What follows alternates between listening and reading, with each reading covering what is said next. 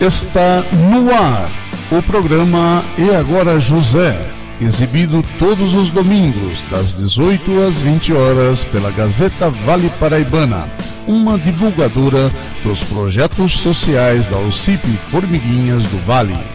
Um programa que discute a educação.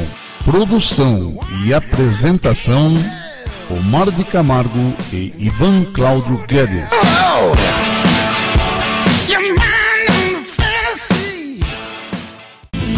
Boa noite, programa E Agora José.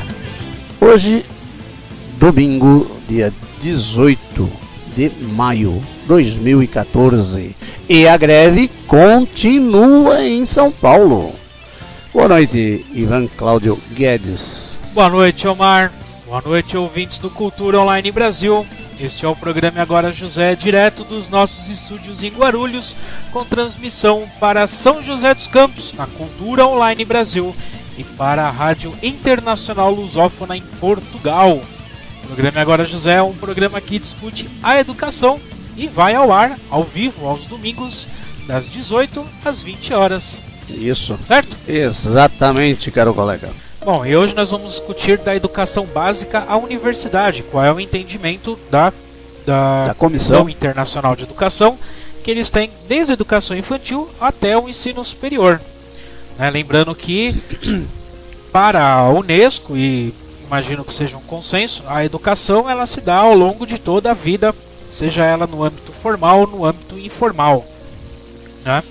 Ou ainda no âmbito não formal. Exato. Mas de qualquer forma, o ser humano ele tem que ter a compreensão de que 100% do seu tempo ele está em aprendizagem. Isso tem que ficar claro, isso tem que ser um consenso, né? Até para a gente poder entender, né, E de fato, se você analisar bem, né, a vida ela é um aprendizado em si, né? Em qualquer área. Qualquer área. Seja mesmo que você não faça nada, sim, está aprendendo mas de qualquer é uma forma. Aprendizagem. Dentro da família a gente aprende, Exato. Com os nossos amigos a gente aprende, em sociedade a gente aprende, no nosso trabalho a gente aprende, e é claro, mas tem um lugar que ninguém aprende, na escola. E dentro da instituição escolar existem ali as orientações do que deve ser ensinado.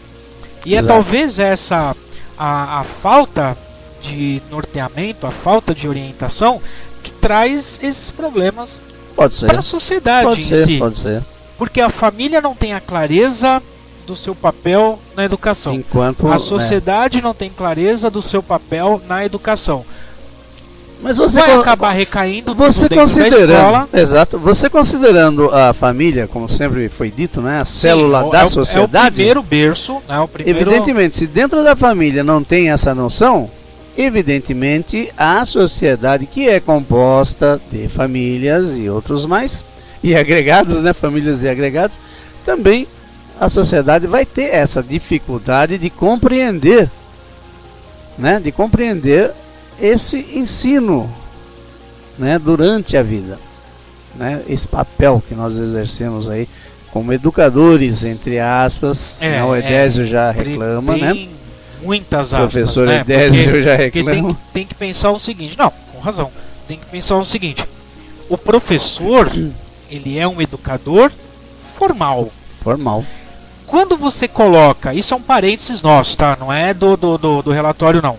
Mas quando você coloca que o professor é um educador, você está jogando para cima, né, dele, você está jogando para cima dele a responsabilidade por todo e qualquer tipo de educação. Do não formal. Então, por exemplo. Então eu, enquanto professor de geografia, eu tenho que me preocupar muito mais em ensinar boas maneiras ao meu aluno do que a geografia. E aí isso é uma coisa errada. É um problema isso. Porque realmente hoje em dia a gente tem esse detalhe. Muitos dos professores estão mais preocupados em ensinar boas maneiras aos aluninhos, né? A educação que os pais deveriam dar, do que a educação formal em si. A formal. Ou seja, fazer aquilo que ele realmente deveria fazer. Agora, somado a isso, você tem professores. Vamos meter o pau no professor um pouquinho? Não? Ah, um pouquinho. Aí você, somado a isso, você tem professores que também tiveram dificuldade na formação não formal. Certo? Tá. Na educação familiar. Também tem. Não tem? Tem, claro. As tem, pessoas comuns. É sociedade, claro. Né? Aí você pega esse professor que tem esse problema, põe numa classe cheia de problemas. Rapaz, quem aguenta? Fica complicado, não fica? Fica complicado. É porque é ali na escola que vai se dar o choque cultural, de toda né? espécie. Aonde cada um vai trazer o seu conjunto de valores morais e éticos. Cada um dali tem o seu currículo, né? Sim, inclusive o próprio professor. Exato. Que também é uma pessoa que carrega o seu conjunto de valores morais, éticos e o conhecimento que ele acumulou ao longo de toda a vida. E não dá para ser de outra forma. Não dá. Não dá para você selecionar. Esse é bonzinho, esse, ó, esse professor, olha que beleza. Não tem e né? nem deve. Aquele não, esse não pode. Não tem e nem deve. Nem deve, porque é justamente essa interação, né? É essa interação que vai proporcionar aprendizado também. Nesse sentido, de acordo com o que a gente está falando, a Comissão Internacional diz que está bem consciente das disparidades intoleráveis que subsistem entre grupos sociais, países ou diferentes regiões do mundo. Generalizar o acesso a uma educação básica de qualidade contínua passa então a ser um dos grandes desafios do final do século XX. É verdade, eu concordo. Não é simples não. Agora, isso não precisa nem pensar em diferentes regiões do mundo. Não. O Brasil, ele apresenta as diferentes regiões. Se você regiões mudar de um bairro para o outro... Não, no mesmo bairro. No mesmo bairro a gente tem diferenças. Atravessou a rua, pronto, já. De repente já é tudo diferente. Entretanto, a comissão pensa que deve constar da agenda das grandes conferências internacionais do próximo século, ou seja, nesse, né? Nós estamos, né? Um empenho semelhante a favor do ensino secundário. Este deve ser concebido como uma plataforma giratória na vida de cada um. É nessa altura que os jovens devem poder decidir em função dos seus gostos e aptidões. É aí também que podem adquirir as capacidades que os levem a ter pleno sucesso na vida de adultos. É no ensino médio que ele vai decidir para que lado ele vai. O que ele quer fazer. Qual curso superior. Se é que vai fazer algum, o que ele vai, né, seguir como carreira, né? Então, no ensino médio deveria ter uma atenção especial nesse aspecto, né? Mas o que a gente está vendo por aí não é bem assim, meio devagar, né? Bom, a educação básica. Sobre a educação básica tem alguns dados aqui, né, que é da época em que o relatório foi escrito, em 1994. O número de alunos inscritos nas escolas primárias e secundárias de todo o mundo passou de cerca de 250 milhões em 1960 para mais de 1 bilhão. Né, 96, né? 94, quando o relatório foi escrito. Deve ter aumentado muito mais. Durante esse mesmo período, quase triplicou o número de adultos que sabem ler e escrever, passando de cerca de 1 bilhão em 1960 para mais de 2,7 bilhões. Apesar disso, ainda há no mundo 885 milhões de analfabetos, atingindo o analfabetismo a seguinte proporção: em 5 mulheres, 2 são analfabetas, e em 5 homens, 1 é analfabeto. Ainda continua, né? Essa discussão da desproporção homem e mulher nós fizemos em alguns programas atrás. Exatamente. É preciso lembrar que esses dados não são atualizados, né? Hoje, por exemplo, segundo os dados do IBGE, entendendo que o IBGE é isento de qualquer, né? Hoje 97% da população brasileira é alfabetizada, né? O Brasil conseguiu, então, uma das metas postas aqui. O Brasil então está no caminho de chegar em 2022 com 100% das crianças na escola alfabetizadas. Alguém menos avisado vai falar: mas esse não sabe ler, não sabe escrever, não sabe... Calma, alfabetizado, ele sabe reconhecer as letrinhas. Ainda que ele seja um analfabeto funcional, não é essa a discussão. Não é essa a discussão. Eles são alfabetizados, sim, só não sabem o que fazer com essa alfabetização, né? É um outro detalhe. Eles não são letrados. Bom, E aí a comissão ela coloca também um ponto que eles chamam muito a atenção, é sobre a questão do trabalho infantil. Né? Eles apresentam a diminuição, né, do trabalho infantil. Eles colocam números aqui em torno de 128 milhões de crianças no mundo com idade para frequentar a escola e que não estão escolarizadas, escola, né? Estão no trabalho infantil, seja de forma escrava, né? Nós ainda falamos agora há pouco, de 13 de maio foi aniversário da abolição da escravatura no Brasil, porém na prática não é lá muito bem o que acontece. No mundo inteiro, dados de 1994... Mas é preciso analisar também o porquê que essas crianças estão nesse mercado informal. Mas essa é a grande discussão, né? Por que eles não estão na escola? Então, o que é que acontece? Como que o governo, então, de posse desses dados sobre a quantidade de crianças fora da escola e trabalhando, como que o governo poderia ou deveria agir para evitar isso? Vá para a escola. Então vamos lá, vou falar de Brasil. Essa reunião é de 1994, certo? Lembrando que no Brasil ela foi traduzida e publicada em 1996. Ministro Paulo Renato na época, né? Em 1996 nós tivemos a LDB. Isso, também. A atual Lei de Diretrizes e Bases da Educação Nacional. Antes disso, em 1990, nós temos a criação do Estatuto da Criança e do Adolescente, a Lei 8069 de 1990, e que ela deixa bem claro que a criança ela é obrigada a estar na escola. Então diz a legislação, não vou lembrar o artigo, mas diz a legislação o seguinte: a criança tem direito, toda criança tem direito à escola. Parágrafo seguinte: todos os pais ou responsáveis têm a obrigação de matricular os seus filhos ou pupilos na escola e o Estado acompanhá-lo. Então, ou seja, a educação no Brasil ela deixa de ser um direito para se tornar uma obrigação. E o Estado tem a obrigação de oferecer as vagas, o Estado, o governo federal, que seja, tem obrigação de oferecer essa vaga. Então, no Brasil, nenhuma criança pode estar fora da escola. Bom, resolvemos o problema esse é um ponto. Pela via legal. Agora existe o que acontece de verdade, social, né? Agora existe a questão social. Porque não adianta você criar uma lei se você não cria condições para que você não tem mecanismos para isso, né? Não tem os mecanismos que vão facilitar a vida dela. Agora, é que a gente está falando, quais são as condições? O que está acontecendo?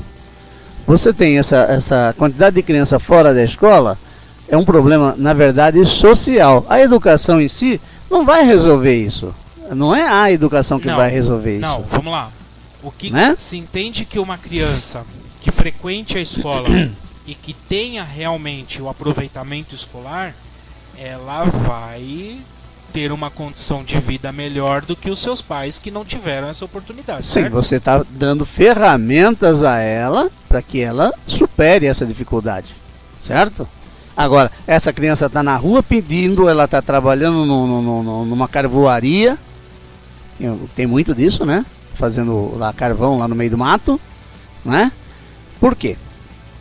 Família pobre, o pai e mãe, né? Os pais não têm condições de manter a família, precisa de dinheiro. Tem o Bolsa Família que ajuda, mas não resolve, esse é um outro detalhe. A gente vai chegar lá. É um outro detalhe. Essa criança é obrigada a ir trabalhar, e normalmente trabalha junto com o pai, numa carvoaria, por exemplo. Estamos falando daqueles que trabalham, porque tem muitos que estão na rua pedindo, e não estão na escola. O que o Estado faz? Não faz nada. Ou faz? Eu não vejo. Se fizesse, teria pelo menos resolvido isso. Assistentes sociais, que fazem? Não sei. Lei para isso existe. Agora, você vai fazer o que com uma família dessa? Me fala. Então, você vai retirar essa criança do seio familiar? Caminhá-la para adoção? Para adoção? Ou vai para um retiro lá? Para um abrigo? Né?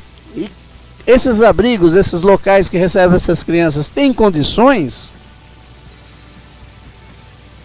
A questão social, ela é extremamente complexa. Não adianta você resolver isso numa canetada. Então vamos lá. A gente sabe que o país ele cumpre com as metas estabelecidas pela ONU neste relatório, que é o que a gente está discutindo, que a gente está tratando nesses 9 capítulos. Então um dos problemas que o relatório da Unesco traz sobre a questão do trabalho infantil e a falta dessas crianças na escola. Então, o que o Brasil fez nesse sentido, além da legislação? Tá? Além da legislação. Em 1995, o Cristóvão Buarque, que era governador no Distrito Federal, ele criou o Bolsa Escola. Então, para que servia o Bolsa Escola? Para impedir com que aquelas crianças ficassem nos semáforos, fossem trabalhar e que estivessem na escola. Exato. Essa foi a ideia do Cristóvão Buarque. Ele só errou num ponto, que ele entendeu? Alto lá. O que ele entendeu? Ele entendia que a escola, oferecendo meios de desenvolvimento para esse aluno então crescendo e entrando no mercado de trabalho, ele seria melhor qualificado do que se ele estivesse na rua na situação de extrema pobreza. Muito bem. Nesse aspecto, em 1995, ele criou esse projeto que só foi implementado em 2001. É importante deixar claro isso. Tá? O Bolsa Família, o Bolsa Escola, ele só foi implementado em 2001. Na época, o presidente era o Fernando Henrique Cardoso. E em 2003, o Lula pegou o Bolsa Escola e aí sim transformou em Bolsa Família. Uhum.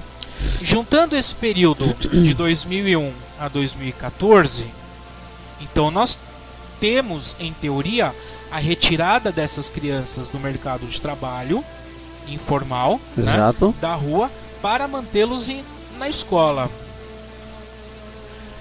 Isso vai gerar uma outra discussão? Vai gerar uma outra discussão. Tá? Mas eu acho que esse não é o momento. Né? O momento é a gente entender como esse relatório embasa as políticas públicas, não é essa a nossa Foi em função desse relatório que surge tudo isso.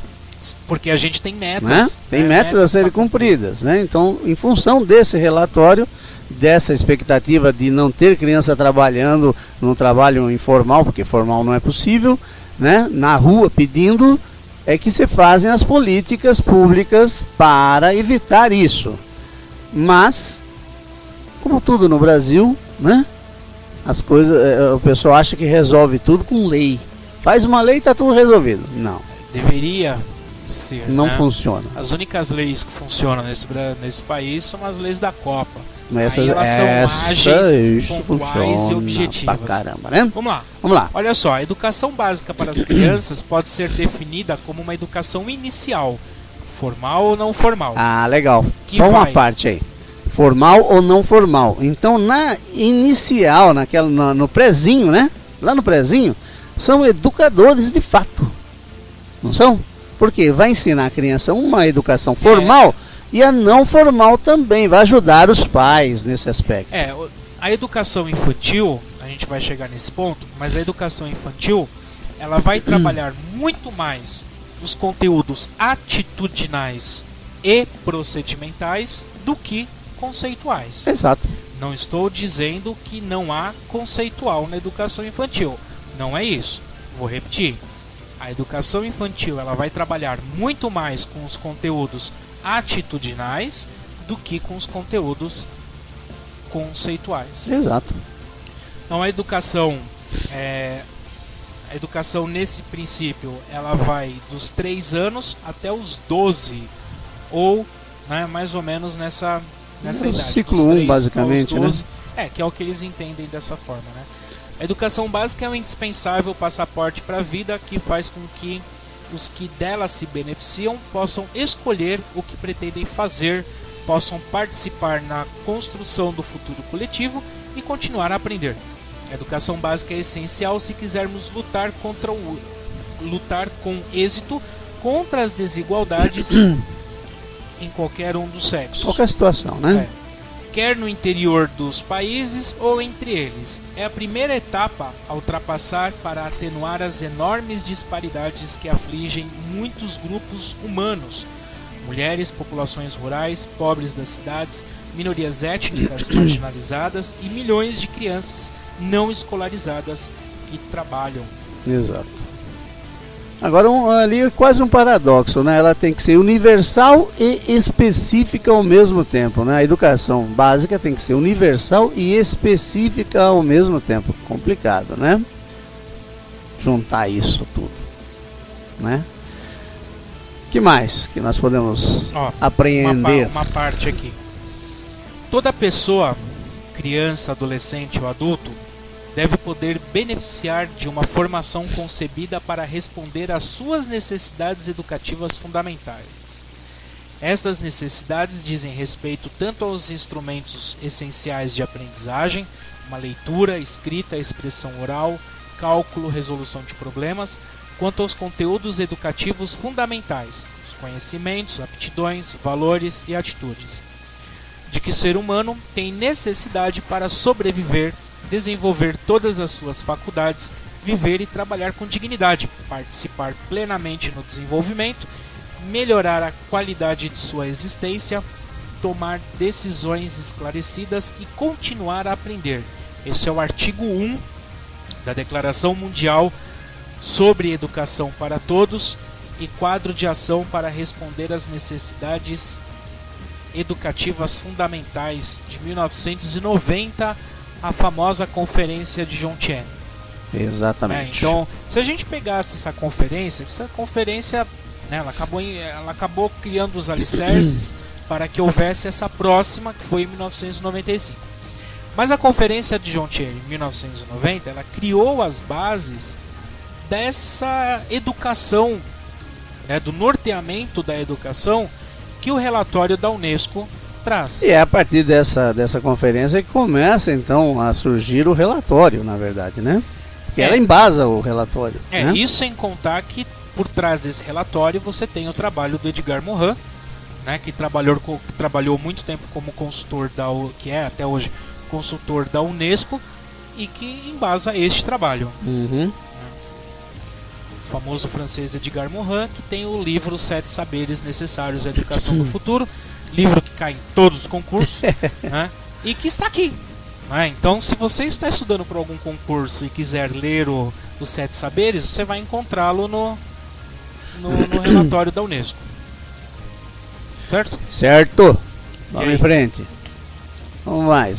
Vem mais. Mais um pouco? Mais um pouquinho. Aí. Pode falar. Aí nós temos também o seguinte. A educação básica tem como objetivo fixar os objetivos, é bom, né? Fixar como objetivos o direito à educação e a igualdade de acesso para todos, né? E isso exige a implicação de diferentes categorias e atores de vários níveis. Os poderes públicos não devem apenas diligenciar para que a educação básica seja uma realidade, devem também esforçar-se para eliminar os obstáculos à frente escolar. A frequência escolar. Em particular, para as jovens, pondo em prática algumas das seguintes medidas. Vamos ver aí algumas medidas que o relatório apresenta para evitar esse problema da baixa frequência. Do abandono, né? Do abandono, na verdade, a evasão escolar, né? Principalmente das meninas. Que, aliás, foi um artigo nosso, né? Evasão escolar. Quem é o maior responsável pela educação do meu filho? Nesse artigo você vai encontrar algumas considerações ali. Bom, elaborar com cuidado o mapa escolar de modo que, na medida do possível, as crianças, especialmente as jovens, não tenham que percorrer distâncias muito grandes. Vai anotando isso. Né? Mapeamento. Saber onde que está cada um. Aquele negócio que a gente faz na escola, não, você mora onde? Eu moro lá no Bom Clima. E vem estudar aqui na Vila Galvão? Você tem 200 escolas antes de chegar aqui, não precisa vir aqui. A não ser que todas as escolas da região tenham rejeitado. Por algum motivo, né? Acontece, né? Aí criar escolas ou instalações especiais reservadas às jovens nas culturas em que os pais não enviam à escola para que não fiquem em contato com os rapazes. Existe cultura. Mas não é uma realidade nossa, né? Não é a grosso modo, né? Recrutar maior número de professores nos casos em que a maioria dos docentes são homens. Professoras, nos casos em que a maioria dos docentes são homens. Ou seja, para ter o mesmo tanto equilíbrio. Organizar programas de alimentação escolar. Isso nós fizemos. Nós já temos. parte. Adaptar os horários escolares às tarefas que as crianças têm que executar em casa. Manter programas não formais com a participação dos pais e de organizações locais, tipo Escola da Família. Por exemplo. Né? Melhorar as infraestruturas básicas e, em particular, o acesso à água potável para evitar às jovens certas tarefas domésticas e dar-lhes tempo livre para a educação. Perceba que alguns itens desse aqui não tem referência aqui na nossa sociedade, né? Mundial. Mas é interessante. Tem muitos lugares que precisam mesmo. Mas é interessante, Omar. A gente precisa sempre lembrar que esse documento ele é de 1995. Sim. Né? Então, por exemplo, ele já está ficando superado. Aos poucos. Mas a gente consegue ler este relatório para ir pensar alto lá. Em 1995, nós não tínhamos um programa de alimentação escolar. Sim, não havia merenda, né? E tão forte como agora. E diga de passagem, as merendinhas boas, hein? Não. A merendinha tá boa. Não tem que reclamar. Com exceção do superfaturamento, com questão da qualidade, eu não tenho que reclamar. Sempre, né? Seja ela municipal, estadual, hoje você tem. Né? Hoje nós temos. Claro que em algumas regiões do Brasil isso ainda é um problema. Ainda é. Em algumas regiões do Brasil, principalmente nas regiões norte e nordeste, ainda é um problema. Principalmente no interior. Nas capitais nem tanto, mas ainda é um problema no interior. Um sertãozão aí, né, meu? É complicado. Nós vimos barrigudinho lá só. Nós vimos alguns exemplos aí, por exemplo, no Maranhão, Pernambuco, né, no Amazonas, no Acre, né, em que a alimentação não chega, mas em contrapartida você tem Maranhão, no caso do Acre, a alimentação no Maranhão não chega, né? Mas o salmão que eles compraram lá, né? Mas chegou na mesa o que a gente está falando, né? É um outro problema, é um problema de corrupção que a gente sempre bate aqui. Mas hoje nós temos efetivamente um programa federal de alimentação escolar. Assim como nós temos um programa federal de saúde escolar. Assim como nós temos um programa federal de transporte escolar. Então você vê que no país, nosso problema não é falta de programa, não é mas falta de lei. Hoje, não é falta de lei. Não é aqui em 95. Na época. A gente está colocando como o Brasil, como o Brasil recolheu esse documento e começou a colocar as coisas em prática. Tá, mas você concorda comigo que é muito lento isso tudo? E todo mundo, claro que tudo quanto é prefeito por aí, né? No país inteiro. Não, né? É lentíssimo. Quer se apropriar da coisa, né? E não transfere para as crianças esses benefícios. Não chega na merenda, muitas vezes, o que é comprado. E não chega mesmo. E a quem compete isso tudo? Fiscalizar isso tudo. O que nós já falamos aqui da responsabilidade educacional, que não existe. Existe responsabilidade fiscal, mas educacional não. Né? Agora fiscal, falando fiscalmente, tudo isso tá bonito. Nota fiscal, tem tudo ali bonitinho, assinado. Beleza, pagou imposto, tá bonito. Chegou mesmo lá na mesinha da merenda daquele coitadinho barrigudinho lá, de pé descalço, com a barriguinha cheia de verme? Chegou nada. Bom, já desabafou? Não, tô pé da vida. Tá, então beleza. Não suporto isso. A última parte... Não, se tratando de criança, eu não suporto mesmo. Eu sei, Marmanjo Omar, grandão, tá se lasque. Omar, eu sei, você está correto, só que o relógio tá andando. Já são 18h59. A gente tem que, né? Não, tá bom. Não vou falar mais. Do documento. Não, você pode falar, fica à vontade, pode falar, pode escrever. É o silêncio dos... De inocente você não tem nada, bicho. O último ponto, antes da gente partir necessariamente para o objetivo de cada educação, mas o último ponto que eles chamam a atenção no relatório é a questão do conteúdo dos programas e os métodos de ensino, se quiser ampliar o campo da educação de modo que não trate apenas de conhecimentos e do saber fazer, mas englobe também a aptidão para viver juntos e a realização individual. Então, nesse sentido, de acordo com essa orientação, o que nós temos em 1996? A reformulação dos nossos PCNs. Sim. Então, os nossos PCNs de primeira a quarta série, depois, em 1996 também, de primeira do ensino fundamental 2, que é em 1998, E aí em 2000, 2002, se eu estiver muito enganado, o PCN+, que é do ensino médio. Então, de acordo com essa orientação, os nossos PCNs, e ainda tem o RCNI, que são os Referenciais Curriculares Nacionais para a Educação Infantil. Então, todos esses documentos que norteiam a educação brasileira, elas levam em consideração os 4 pilares. Sim, tem que ser, né? Leva em consideração os 4 pilares e principalmente a questão do ensino dos conteúdos atitudinais e procedimentais. E não só a questão conceitual, ou seja, o conteúdo pelo conteúdo. Essa Exato. é uma orientação que o Brasil acatou e colocou ali nos PCNs. Agora você, no próximo parágrafo ali, você vê que coisa interessante, né? Como o ensino dá, muitas vezes, grande importância ao sucesso nos exames, cabe às autoridades assegurar que estes controlem adequadamente os conhecimentos e aptidões que se pretende que os alunos adquiram, né? Isso então, é uma via de mão dupla, né? Você pode usar como você bem entender, né? Exatamente, né? Determinar o que uma pessoa deve aprender ou não sempre é perigoso. Sim. Seria errado eu dizer que o currículo tem que ser neutro. Não existe currículo neutro em nenhum lugar. Não existe. Nunca houve na história da educação currículo escolar neutro. E que seria o currículo escolar neutro? Todo currículo pretende neutro, alguma coisa. O fato dele ser neutro, ele já carrega uma ideologia consigo. Que é a neutralidade. Independente de ser de direita ou de esquerda, não é isso que eu estou discutindo, né? Mas todo o currículo ele já traz consigo uma ideologia implícita, né? Vamos fazer mais um intervalo e assim que a gente voltar, a gente vai falar da educação pré-escolar. O que a Unesco entende por isso?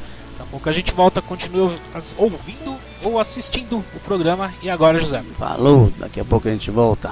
É isso aí, estamos de volta, programa E Agora José, relatório Jacques Delors para Unesco, hoje capítulo 6. Olha só, o e-mail, a gente acabou só fazendo um parênteses, tá? Por conta do primeiro bloco. Certo.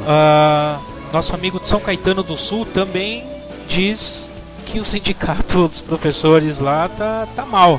Eles fizeram a paralisação agora, dia 8, né? E aí ele tá trazendo algumas informações sobre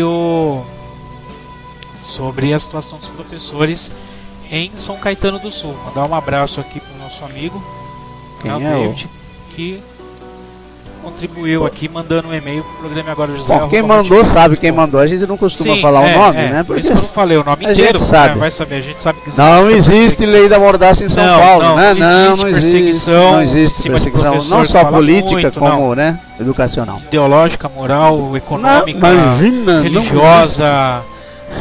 Não existe. É complicado, bicho, é complicado. E nem eu disse no programa passado, isso não é que existe. Não. É complicado. Você tem os professores lutando pelos seus direitos, né, comendo... E ainda é obrigado a tapar o orifício traseiro, porque senão vem, né? E o sindicato... tá lá.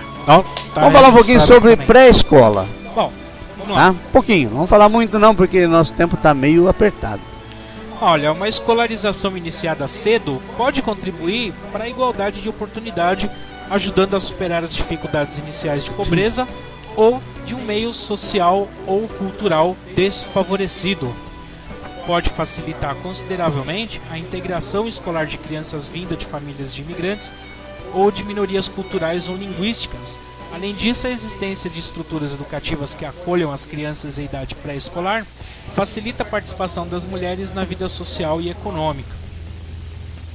Infelizmente, a educação pré-escolar ainda está muito aquém, né, do que realmente precisa. Uma porque nós temos creches, né, ainda que falta muita creche no Brasil, mas a creche ainda é vista como uma entidade somente assistencialista e não educacional. Só para então, falta cuidar das crianças, né, enquanto os papais trabalham e nada mais, né? Não tá ali para ensinar nada. Não é essa. Falta clareza quanto à questão da pré-escola, né, da creche. A função educacional da creche, da importância de ler o RCN, né? Exatamente. De saber o que a pré-escola tem que fazer, né? E ajudar não só os pais, Vamos ajudar a criança também já nos primeiros passos na educação formal, né? Bom, e em seguida a questão fala das crianças com necessidades específicas, né? Exatamente. Quando as crianças têm necessidades específicas que não podem ser diagnosticadas ou satisfeitas no seio da família, é a escola que compete fornecer ajuda e orientação especializadas de modo a que possam desenvolver os seus talentos apesar das dificuldades de aprendizagem e das deficiências físicas. O que é quase que uma tônica dessas famílias, eles não saberem como cuidar daquela criança com necessidade, né? O problema é que boa parte não sabe. Isso está recaindo sobre a escola. Na escola regular é um problema por conta da falta de especialista e por conta do nosso não conhecimento sobre o assunto. Exatamente.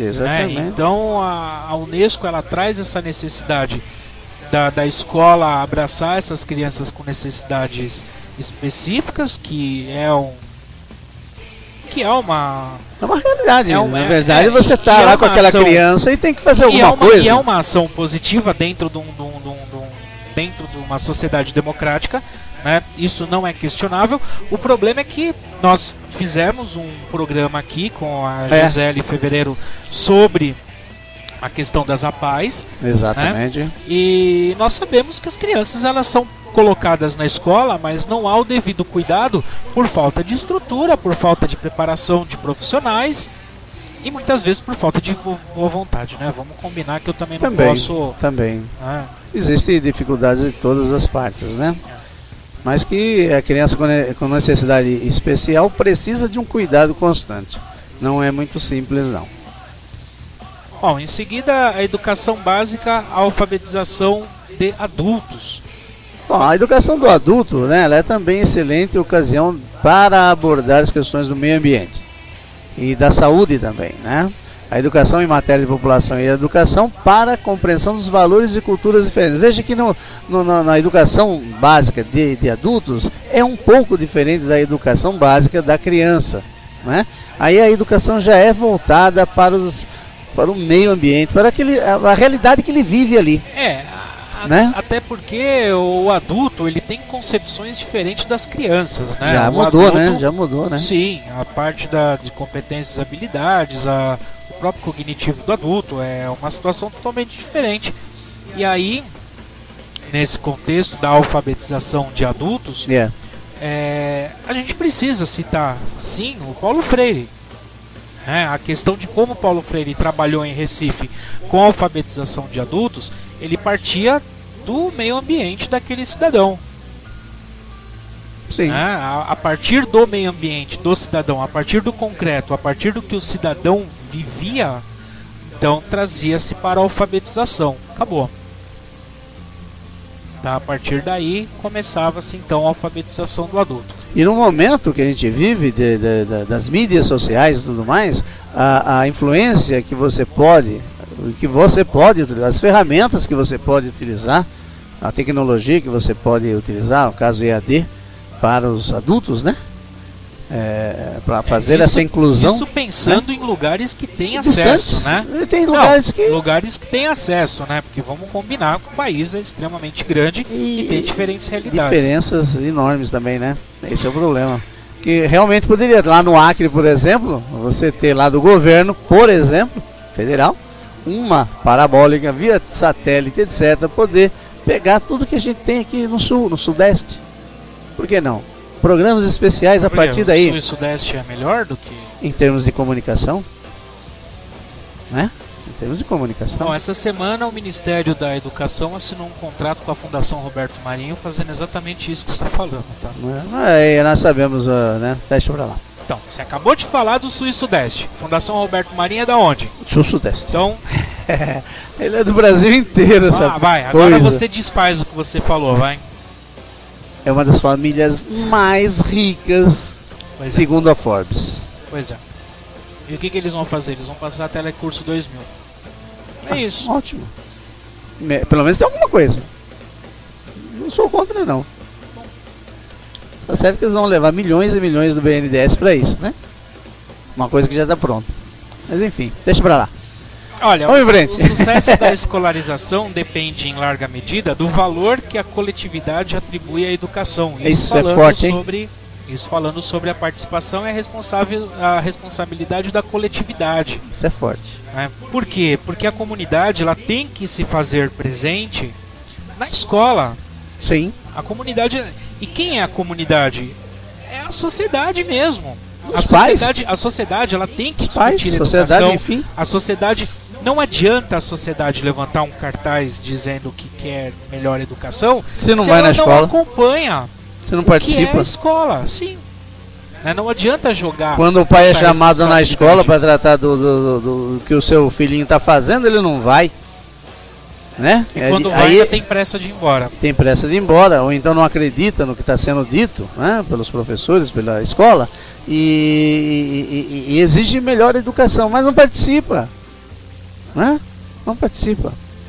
Então que o sucesso da escolarização depende dessa participação. Sim, o difícil é trazer realmente a comunidade para dentro da escola. Exato. Tem exemplos muito positivos, né, em que quando a comunidade participa, diminui os problemas de violência, exato, diminui as questões de repetência, né, melhora a qualidade do ensino, as crianças realmente aprendem mais. Agora, a grande questão aí é como trazer, né, festas, eventos, nem sempre funciona. Nem sempre, é verdade. Mas é uma alternativa, mas nem sempre. Mas também funciona. A gente tem que pensar o seguinte: existem inúmeras dificuldades, né? Sim. Os pais que trabalham não tem aquele tempo para ir à escola. Não são todos, você, né? Não ter tempo para ir à escola não justifica você não ver o caderno do teu filho. Você pode fazer isso no final de semana. Não, você faz isso em 5 minutos. 5 minutinhos, vê lá. Minha mãe não era alfabetizada e olhava o meu caderno contando quantas linhas eu tinha escrito aquele dia. O dia que você descobriu que ela não era alfabetizada, você começou a dar nó, né? Pula essa parte, vai. Mas ela descobriu. Ela descobriu e eu apanhei muito. Aprendeu, né? Eu tava na 5ª série. Não é à toa que eu repeti a 5ª série por causa disso. Viu só? Bom, quando os pais não querem enviar os filhos à escola, convém associar a comunidade local à avaliação das necessidades, encetando um diálogo com as autoridades e outros grupos interessados da sociedade e prosseguindo esse diálogo em diversos contextos, meios de comunicação social, debates comunitários, educação e formação dos pais, formação contínua de professores. Discutir com a comunidade pode tomar, né? Por que não das vai? Condições necessárias ao seu bem-estar e desenvolvimento. Isso é participar, né? Claro. E participar da responsabilidade. Né? Por que não está mandando?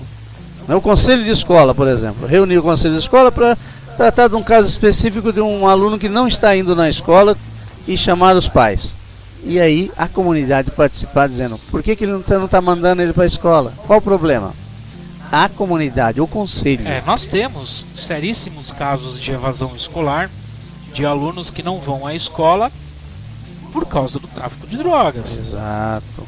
Isso não é exceção, isso não é 1 ou 2 casos. Hoje em dia é quase a regra. A gente tem muitos casos.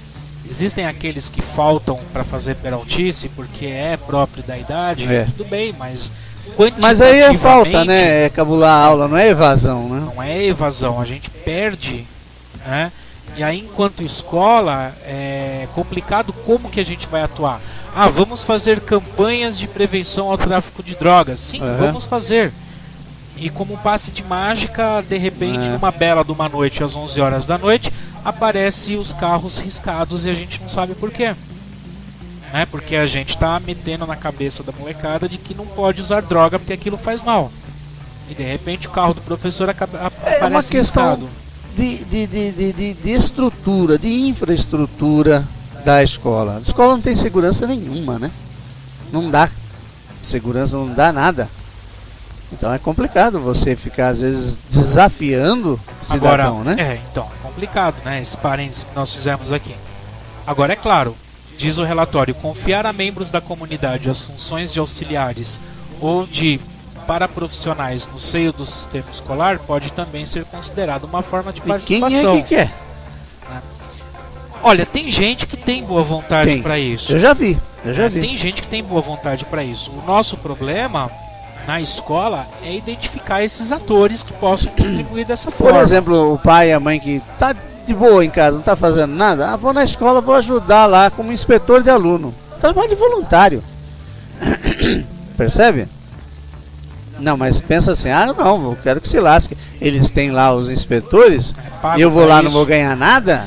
Não, mas eu acho que essa questão que eles colocam no documento, por exemplo, que a gente discutiu aqui do Conselho de Escola, em que os problemas da escola são levados ao conhecimento do Conselho de Escola. Todos, da comunidade. E são levados, por exemplo, aliás, uma associação do bairro, que são também levados para Conselho de Segurança, igreja, como enfim, eles fazem, né? Reuniões. Para aqueles lugares em que há o agrupamento de pessoas no bairro, isso é muito viável, isso é muito útil.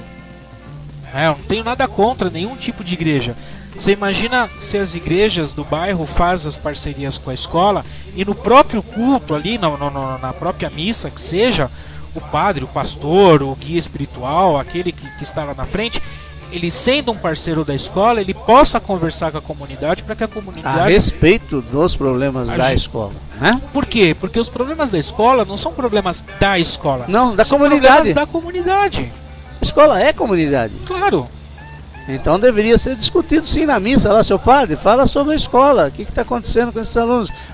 O padre vai falar na missa, lá no sermão dele, vamos cuidar dos seus filhos, meus irmãos. Eles vão, tem que, cuida lá, olha, pelo amor de Deus, o caderninho do seu filho, tal, e vai por aí afora, né? Aí o pastor também vai falar lá no culto, é coisa do demo, você tem que olhar aí, o demo está agindo na sua casa, né? Já o pai de santo vai falar, desenfio, olha lá o seu caderninho, o caderninho do desenfio, ele não está fazendo, e vai por aí afora. Se cada um der a sua contribuição, olha... Se for espírita, vai falar o quê?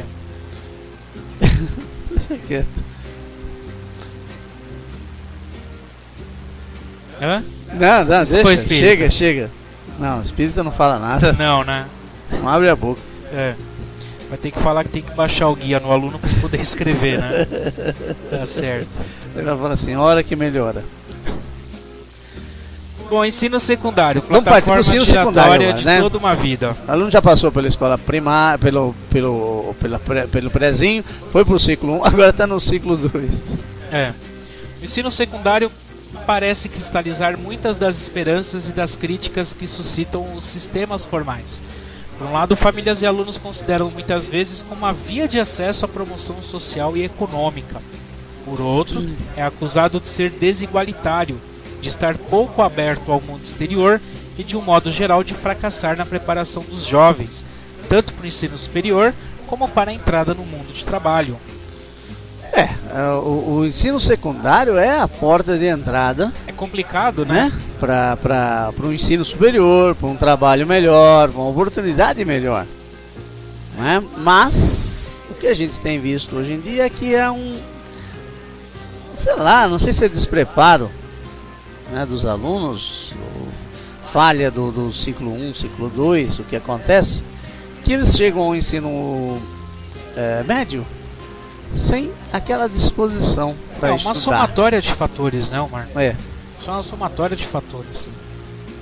Dentre eles, né, os próprios problemas da escola que a gente discutiu aqui. Verdade. Né? E aí o maior prejudicado nesse sentido acaba sendo o aluno e a sociedade. E aquela pressão, né? A pressão das exigências do mercado de trabalho sobre o ensino médio, sobre aquele jovem que está no ensino médio, né? E a duração da escolaridade tende então a aumentar com isso, sob essa pressão.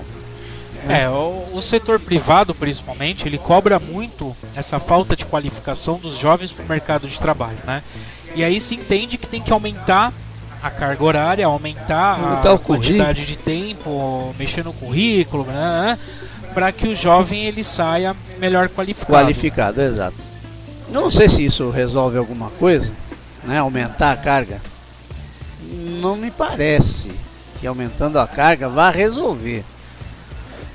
Não adianta aumentar a carga e continuar da mesma forma com que os problemas estão lá atrás, né?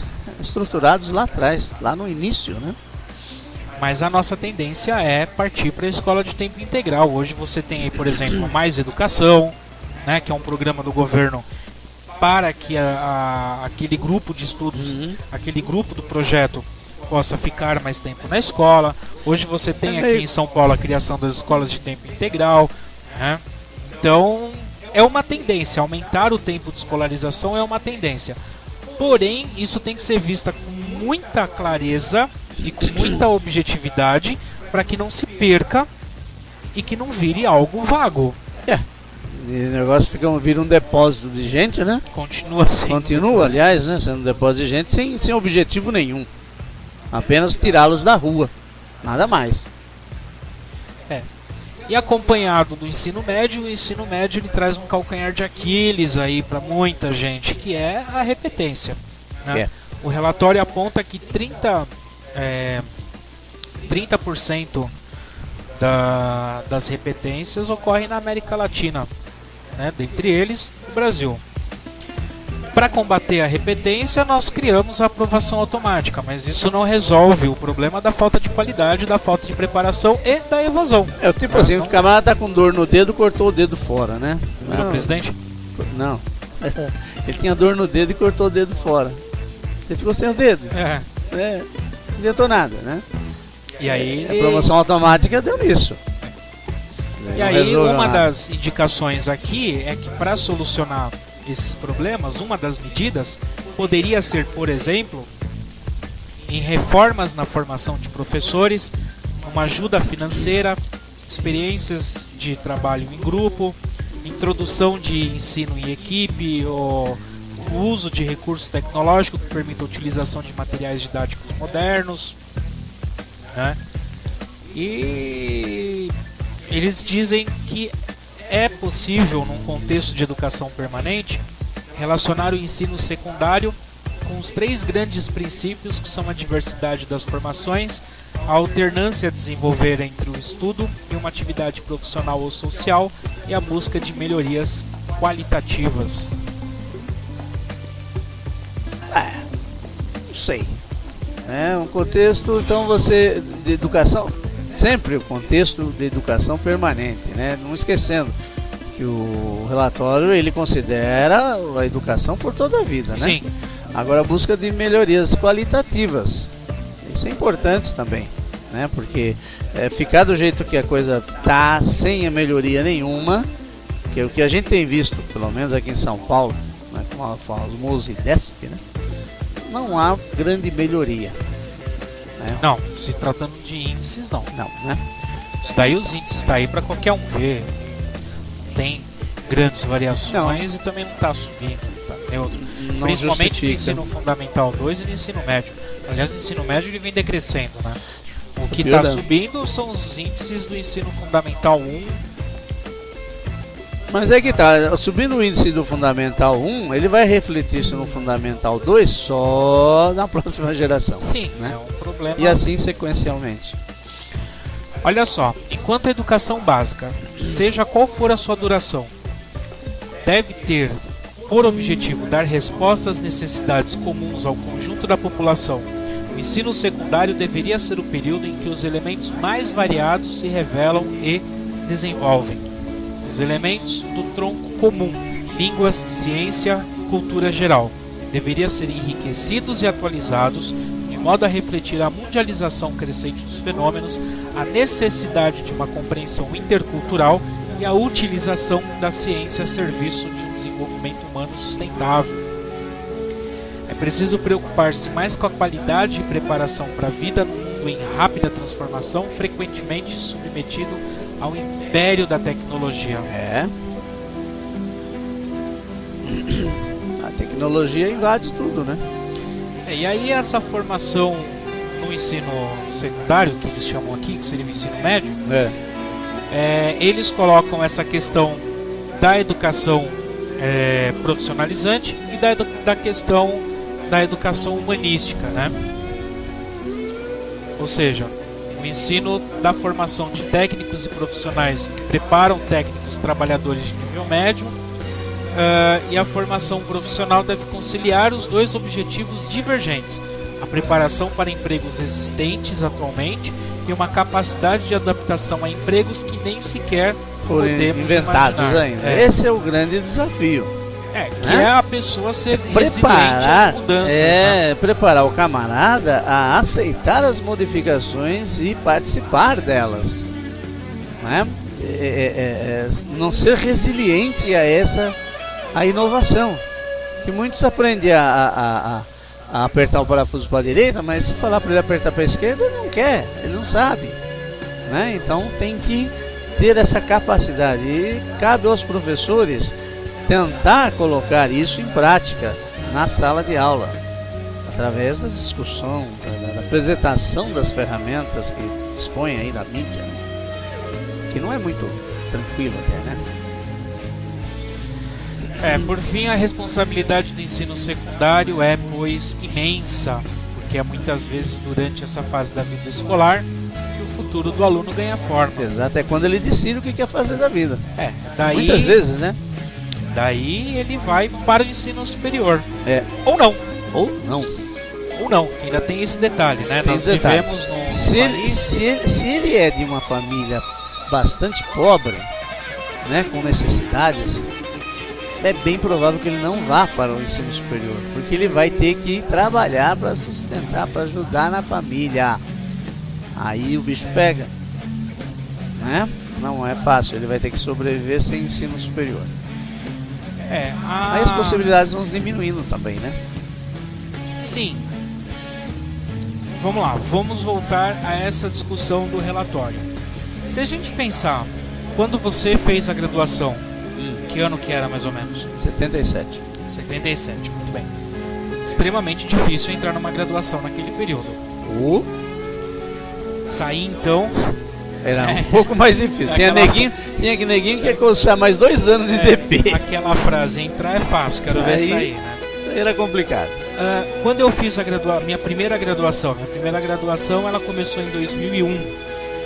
Em 2001, o único tipo de auxílio financeiro que existia era o FIES, e mesmo assim a taxa de juros era alta, era burocrático, né? O que não deveria ser juros altos, né? Mas naquela época era. Hoje nós temos N programas. É verdade. Federais, estaduais, né? Existem programas estaduais, existem municípios que oferecem incentivos para que seus munícipes façam ensino superior.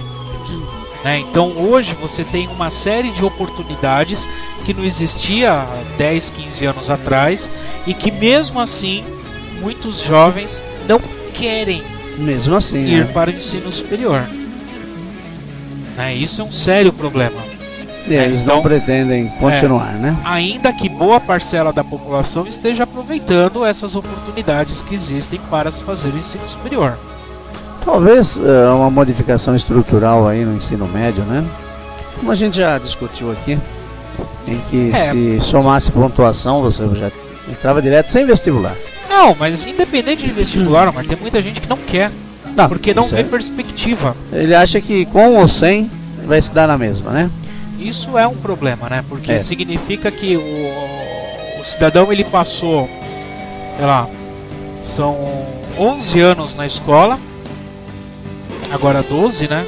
12 anos na escola. E ele não quer estudar mais, né? E ele não quer estudar mais, ou seja, ele não adquiriu aquela vontade de aprender. Que nós já falamos logo de início, né? Da educação ao longo prazo. De toda a vida. De ele aprender a aprender, de sentir vontade de continuar aprendendo. Sim. Né? Não foi desenvolvido nesse aluno, nessa pessoa, essa vontade. Quer dizer, nesse aspecto não se atingiu o objetivo. Né? Seja escola básica, seja ensino médio, ele não atinge o objetivo. Porque o cidadão para ali, ele não quer continuar mais, ele acha que já estudou muito. Né? Bom, fechado o ciclo da educação básica, vamos para o ensino superior. O ensino superior em qualquer sociedade é um dos motores de desenvolvimento econômico e ao mesmo tempo um dos polos de educação ao longo da vida. É com o ingresso no ensino superior que que o rapaz ele vai engajar numa carreira, né? Uma carreira acadêmica em que ele pode continuar estudando. Exato. E o ensino superior, ele além de depositário de conhecimento, é criador, né, de conhecimentos também, né? Ele faz das duas partes. E por toda parte, os estabelecimentos de ensino superior são pressionados, então, a abrir as suas portas a um maior número de candidatos. O que a gente tem visto atualmente, com lei de cotas, etc, para o próprio financiamento, né? Os programas de acesso, que é para abrir as portas. Principalmente a população de baixa renda. Porque convenhamos, ensino superior é uma elitização. Sim, né? Não dá para dizer que se você participa do curso superior, você consegue se graduar, etc. Pode-se dizer, você faz parte de uma elite, num país em que a pessoa chega, termina o ensino médio e ele acha que já fez tudo que tinha que fazer, não quer mais. Não quer mais. Ele acha que tá bom parar por ali. E não é que está bom, não tá bom não. No nosso mundo globalizado, isso é uma faca de dois legumes. E aí já que você tocou nessa questão do mundo globalizado, a gente tem os problemas de emprego, inclusive para os diplomados. Também. A gente também tem o problema de emprego. Sim. Né? O desemprego de diplomados e o êxodo de cérebros. Bom, no Brasil tem mais êxodo. Sim. Essa parte. A gente até já discutiu sobre isso. Já falamos. Arruinar a confiança depositada no ensino superior. A atração excessiva pelas ciências sociais conduziu a desequilíbrios nas categorias de diplomados disponíveis no mercado de trabalho, provocando a desilusão destes e dos empregadores quanto à qualidade do saber ministrado pelos estabelecimentos de ensino superior. A busca pelo ensino de ciências sociais é muito maior, né, do que as exatas, por exemplo, né? Então, isso provoca um desequilíbrio, né? E a desilusão dos empregadores. E às vezes precisa de um cara que, né, de exata não tem, é advogado, serve? Tem que contratar um sociólogo. Não, de repente ele contrata um economista para fazer artigos sobre educação. Isso. Porque não tem um profissional. Aliás, da é um área. Economista que não sabe estatística, né? Vamos combinar que nosso amigo lá. É ruim, hein? Veja isso, pra você ter uma ideia. Veja bem. O nosso amigo economista não sabe estatística. As universidades já não têm um monopólio do ensino superior. De fato, os sistemas nacionais de ensino superior são tão variados e complexos no que se refere a estruturas, programas públicos, que o público que o frequenta e o financiamento se torna difícil classificar em categorias distintas.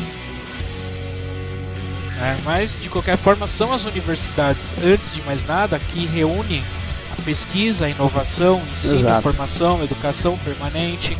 E aí podemos acrescentar uma outra também, que tem cada vez mais importância, a cooperação internacional entre as universidades. Sim. Hoje você vê muito disso também. A gente vê... Mas muito, é um problema, não sei se é muito, né? Mas no Brasil é um problema, porque a cooperação internacional entre universidades... nas universidades públicas se dá no âmbito da pesquisa, e isso é muito positivo. Isso. Nas universidades particulares se vê isso em função da bolsa de valores. Então, quando, por exemplo, você pega o McDonald's da educação aqui no Brasil, não vou citar o nome, né? Enfim, mas nós temos Começa aí com A?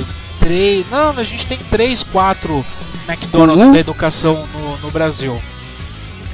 E a cooperação internacional, ela se dá por conta da bolsa de valores, em investimento, em grana. E aí, como é que a faculdade particular responde? Responde com grana. Como? Entuchando mais aluno em sala de aula. E não necessariamente trabalhando com pesquisa, desenvolvimento e tecnologia. Né? Sem querer citar nome, por exemplo. Mas você pega vou dar um exemplo. Uma universidade aqui em Guarulhos. Tá? Sem citar nome, a gente tem uma universidade, certo, né, aqui nessa cidade, que tem uma cooperação internacional, que é injetar dinheiro. Acabou. O único objetivo é capital. E aí você responde isso agregando mais aluno, consequentemente aumentando o lucro daquele investimento que foi feito. Ela investe em dinheiro, e não necessariamente não em tecnologia e pesquisa. Então o ensino superior no Brasil... as particulares também não fazem pesquisa, basicamente, O ensino superior no Brasil, no ensino privado, ele está restrito à diplomação. Isso. São pouquíssimas. Graduação e nada mais. São pouquíssimas as instituições de ensino superior no Brasil, privadas, que investem na pesquisa. Exato. Né, que tem realmente ali um comitê de ética, que tem que realmente foi pesquisa. Um objeto de discussão uma vez que nós falamos aqui, quanto ao ranking das universidades. Sim, você pega os rankings das universidades no mundo inteiro, elas são privadas. E no Brasil elas são públicas. São públicas. Só que o que mede o ranking não é a quantidade de alunos, mas a qualidade da educação e as publicações. O José Sarney, ele acrescentou no PNE, né, que não é votado nem a pau aquilo lá, a 21ª meta, que é aumentar a quantidade de publicações no Brasil. Exato. Ele só vai conseguir isso se ele mudar a estrutura mentalidade mental dos mantenedores de universidades. Que atualmente nada mais é do que lucro. Eles não estão preocupados em formar profissionais. Tem que ter lucro, tá? Ninguém está discutindo. Não, nós somos uma sociedade capitalista, tem que ter lucro. Ninguém está discutindo esse demérito. Mas não só lucro. Mas não só. Dá é preciso também trazer o desenvolvimento da ciência, o desenvolvimento da tecnologia, o desenvolvimento da educação com a pesquisa e com a publicação. Não adianta fazer um TCC e colocar na gaveta. Serve pra nada. Aquilo não tem desenvolvimento nenhum, né?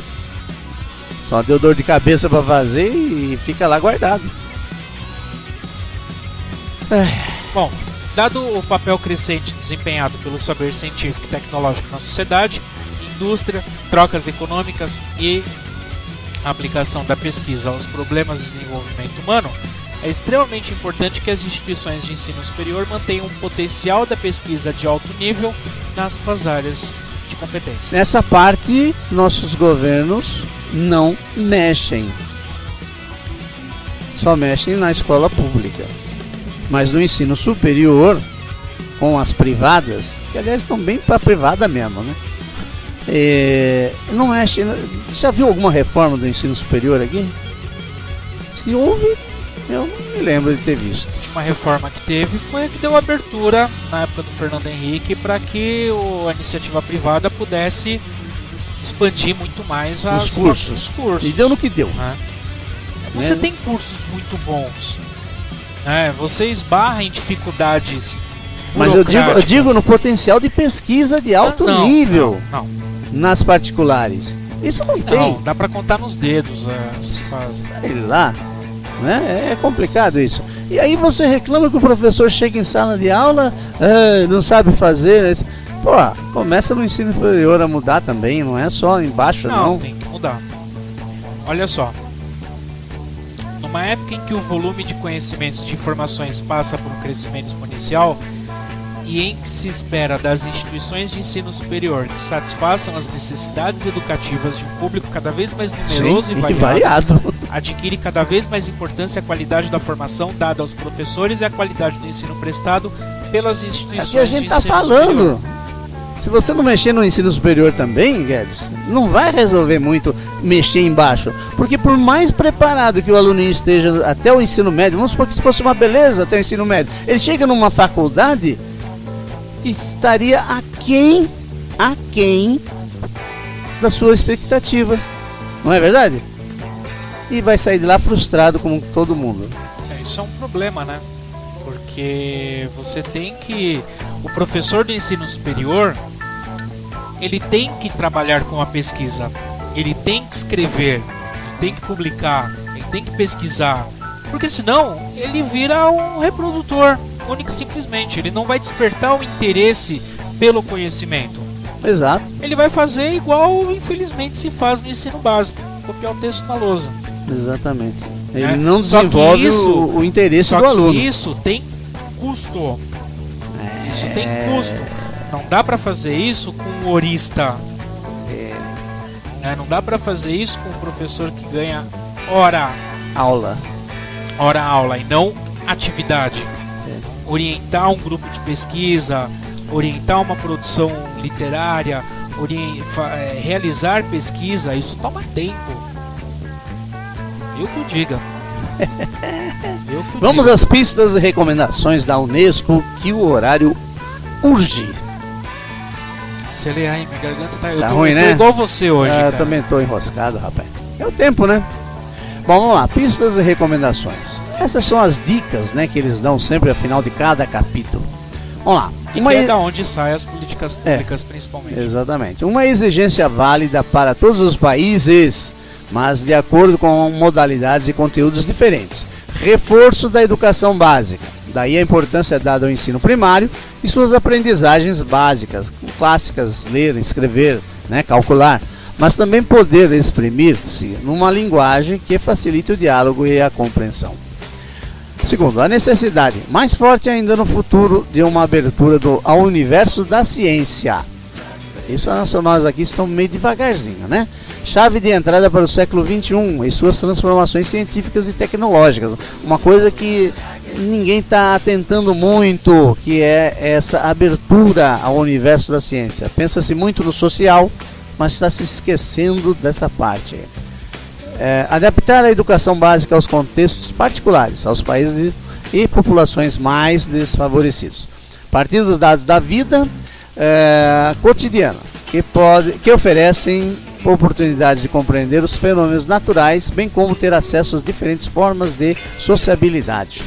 Recordar as exigências da alfabetização e da educação básica de adultos, nunca esquecendo dos velhinhos, né? Os velhinhos precisam também seguir o caminho.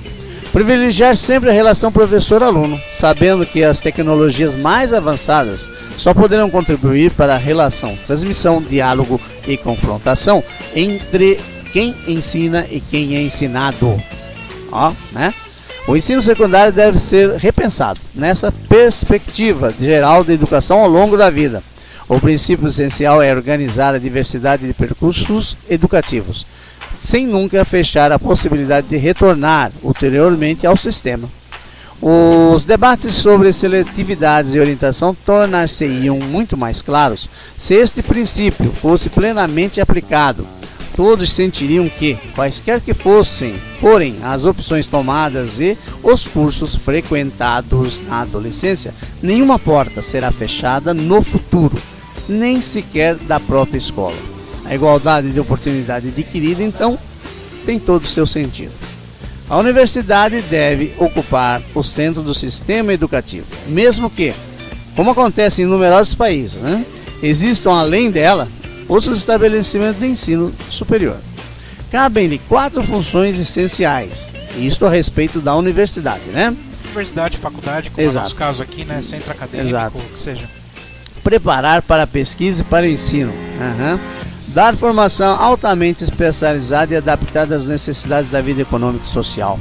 Estar aberta a todos para responder aos múltiplos aspectos da chamada educação permanente, em sentido lato, que seja isso. Cooperar no plano internacional. Deve também poder exprimir-se com toda independência e responsabilidade acerca dos problemas éticos e sociais, como uma espécie de poder intelectual necessário para ajudar a sociedade a refletir, compreender e agir. Por fim, a diversidade do ensino secundário e as possibilidades oferecidas pela universidade deveriam dar respostas válidas aos desafios da massificação, acabando com a obsessão pela via principal e única, combinada com a generalização da alternância estudo-trabalho. Deveriam também permitir lutar eficazmente contra o insucesso escolar. A famosa evasão, né? O desenvolvimento da educação ao longo de toda a vida implica que se estudem novas formas de certificação que levem em conta o conjunto das competências adquiridas. Essa parte é interessantíssima, hein? Essas foram novo as tipo pistas, de certificação. Essas foram as pistas e recomendações referente ao capítulo 6, né, educação ao longo da universidade, do ensino básico à universidade, que é o capítulo 6, onde eles expressam ali as suas principais ideias sobre a pré-escola, o ensino básico, o ensino superior e como eles deveriam agir. Então nós vimos, né, um pouco essa complexidade, não é algo simples do dia para a noite, longo. Porém, cabe a nós, enquanto cidadãos, conhecer este documento né, trazer para nossa realidade o que nós temos, uma vez que é de 1995 e nós estamos em 2014, né? E poder então criar uma consciência social de qual é o nosso papel com a educação e qual é o papel do político com a educação, para que a gente possa então corretamente cobrar a responsabilidade de cada um. Isso é responsabilidade do diretor, do professor, do coordenador, do faxineiro, da sociedade, do pai, da mãe e do político. Certo, Marco? Certo, mano. Então, vem aí agora Felipe de Souza com Noites de Domingo. Queria agradecer muito a sua audiência, né? Você que nos ouve pela Cultura Online Brasil ou que pela Rádio Internacional que Lusófona, nos suporta já há 3 anos. E aqueles que nos assistem pelo YouTube também, né? Quem gostou, bate palma não. Quem gostou, né, curta a nossa página no Facebook, né, o nosso canal no YouTube e compartilhe as nossas ideias. Lá, deixa suas impressões, claro, lá, sempre escreva, né? Escreve aí se você concorda ou não concorda, se tem alguma dúvida, uma crítica, uma sugestão, ela é sempre bem-vinda. Exato. O nosso e-mail é programeagorajosé@hotmail.com.